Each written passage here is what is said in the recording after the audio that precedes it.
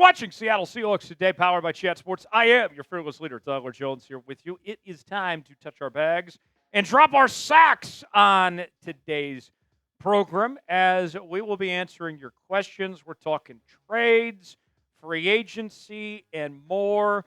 And I already kind of took a look inside the mailbag. You guys are asking me about Asante Samuel Jr. I've also seen questions about Brandon Scherff.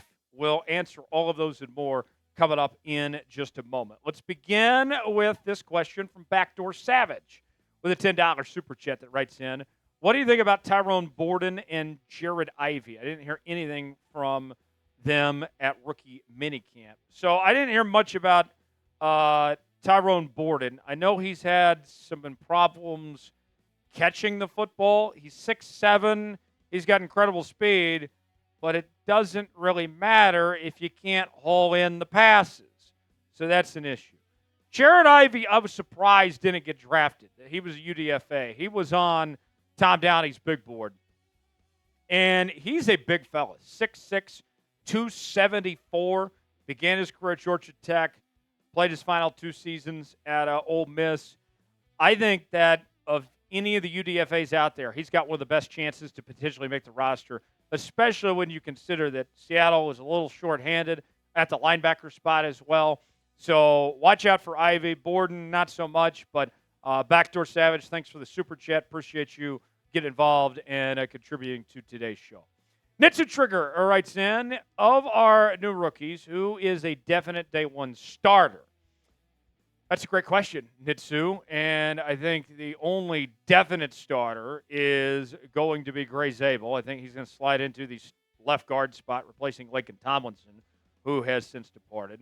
So I would say that. And then Nick Eamon-Wari, although he won't technically be a starter per se, I do think that there is a big role for Eamon-Wari, whether it's a number 3 safety, whether it's playing some nickel, maybe even some linebacker, outside linebacker.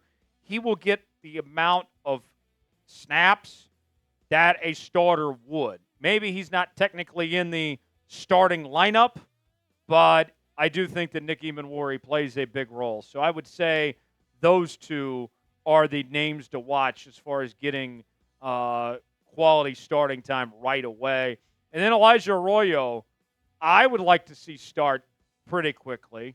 I think that he could pass up Noah Fant as the number 1 tight end, but we'll see if he gets the opportunity to potentially do that. Pablo Domingo with a $20 super chat writes in, what's up, Tyler Jones? What's up, Pablo? Good to see you. Elijah Arroyo will be tight end 1. A.J. Barner will be tight end 2. Noah Fant will be released. Well, June 1 is quickly approaching, and that could be the time to move on from Noah Fant. Elijah Arroyo is better than A.J. Barner. I don't think I'm fooling anybody by saying that. I don't think anyone's caught off guard giving that praise to Elijah Arroyo. I think A.J. Barner is fine, and he's a good blocking tight end. I think he's an okay pass catcher, but I think Elijah Arroyo's got potential to be a star in this league and thrive at the tight end spot. I would like to see him be tight end 1 potentially, but Pablo, you may be on to something there. I think if you're Seattle, if you're going to move on from Noah Fant, you would prefer to trade him and try to get anything out of him, but they might just settle on releasing him. But we'll see. Pablo, thanks for that $20 super chat. Folks, you may be watching this and wondering, how can I take part in the next mailbag show? Well, guess what? You're in luck. If you subscribe to Seattle Seahawks Today and turn on notifications, you'll be a part of what we call the Noti Gang around here. Those are the ones that are the first to know when we have new content here on the channel, from our daily news and rumors to the live shows that we're bringing you 3 days a week now, from Mondays, Wednesdays, and Fridays, our Madden Sims, whether it's breaking news, Q&A mailbags. You'll be the first to know when we have brand new content here on the channel. Subscribe now. Turn on notifications. YouTube.com/SeahawksTV. Lock us in for free. Doesn't cost you a thing. Stay up to date with everything happening on your Seattle Seahawks. Subscribe now. You'll be glad you did. And if you're part of that Noti Gang, spam Noti Gang in the comments section below. Ace Ventura. Fantastic film, by the way. Jim Carrey. He's kind of gone off the deep end lately, hasn't he? Should Seattle sign Asante Samuel Jr.? At the time of this recording, Asante Samuel Jr. is still available, and there are a number of good corners that are just sitting out there waiting for anybody to call them up. We know that Seattle met with Rasul Douglas. They met with Shaq Griffin. I'll take any of them to come in and compete with Josh Jobe. I would prefer that Josh Jobe not be a starting outside corner, that he be a backup, and I think he'd be a very good backup at that. But Asante Samuel Jr., he's still young, carrying on his father's name. He was injured for much of last year, but prior to that, he was very consistent with 2 interceptions in 2023, 2022, and in 2021. Pass breakups usually go from about 11 to 13. His numbers in 2023, the last year he's fully healthy, in all those major categories, he had his best numbers that we've seen of his career.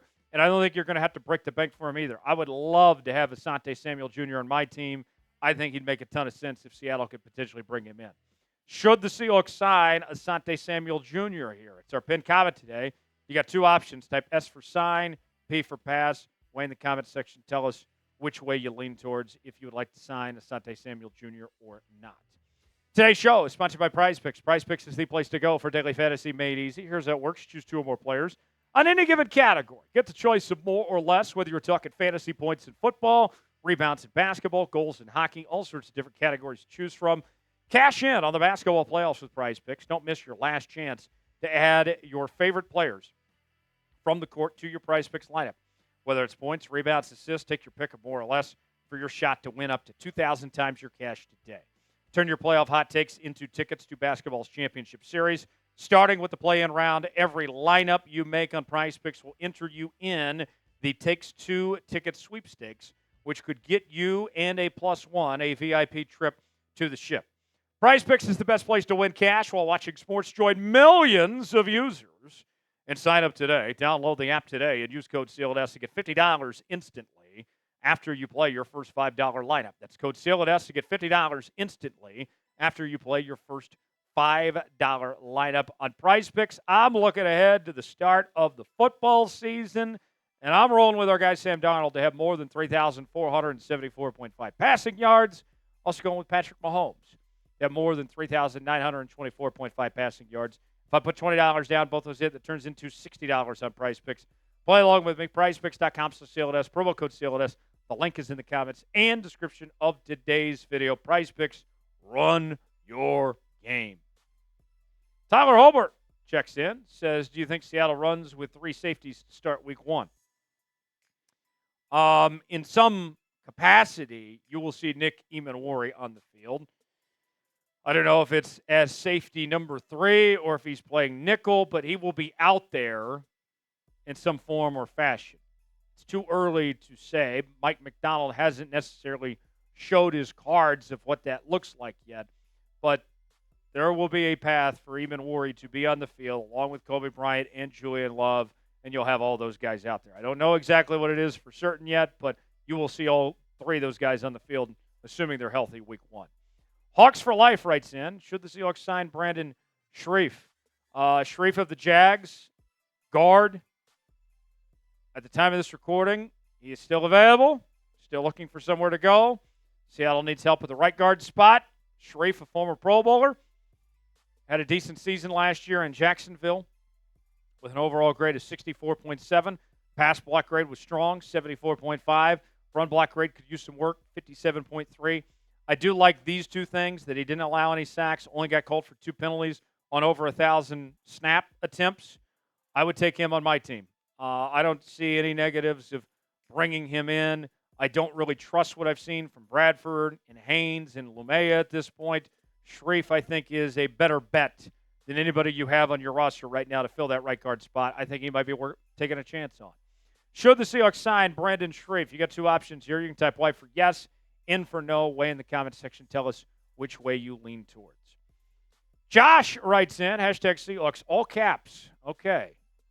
I can read that. I'm going bold here. The Hawks will finish 12-5 this season. Why do you doubt MVS so much? The chemistry with the new team could bring him back to life, don't you think? So I've already answered this question a few times, why I doubt MVS, and I don't think it should be that hard for the brain to comprehend. But I will go ahead and tell this story that I've told 100 times before, and we will reiterate. It's so funny. Like, people say, why do you doubt MVS? I tell you every time. I'm open and honest with you all why I doubt MVS. It's a pretty simple explanation. Tyreek Hill leaves Kansas City. They bring in MVS.